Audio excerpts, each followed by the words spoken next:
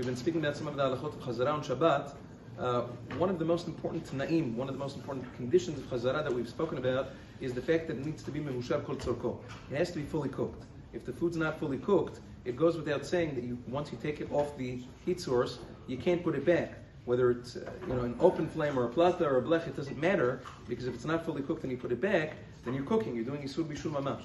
Now, many times it happens, especially with regards to cholents or things that take a long time to cook. When you take it off to serve, you realize, hey, wait a second, it may not be fully cooked. Over there, you're not allowed to put it back. It's isur Torah to put it back on.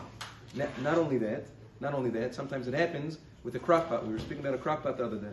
Let's say, sometimes on Friday night, then Shabbat, especially if a person put it on not long before Shabbat, you want to take off the lid of the cholent to check on it. So now you take it off to check on it, and you see, hey, wait a second, it's not fully cooked. You see sometimes, you see some beans or whatever floating on the top, it's not fully cooked yet.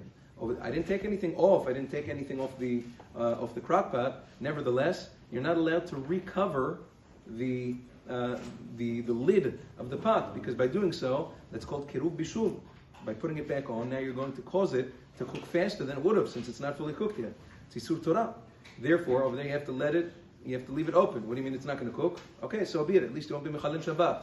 Now, many people who may not necessarily know the halacha, what happens if a person does put back a pot of food that wasn't fully cooked on the fire, or does put the lid back on to the crock pot, or the pot, whatever it is, when it's not fully cooked? The halacha is as follows. Although a person needs to do teshuvah v'chapara for being mechalel Shabbat, but the food is still permissible to use on Shabbat. The reason for that is because there's a machloket poskim at what point something is considered not having bishul anymore.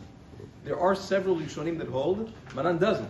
We hold it has to be fully cooked. But there are several Rishonim that hold that once it hits ma'achal ben drusai, which means once it hits half cooked, there's no longer any more bishul, and it's considered fully cooked for that. Since there are Rishonim that say that, anytime there's something that's subject to a machloket Rishonim, the halacha is that even if we don't paskin like that, but the halacha is that the food does not become asur on Shabbat. So even though the ava, the person would have done the isur of bishul Shabbat, but the food is still permissible to be eaten from on Shabbat. Bezat Hashem will continue tomorrow. Yom Tov.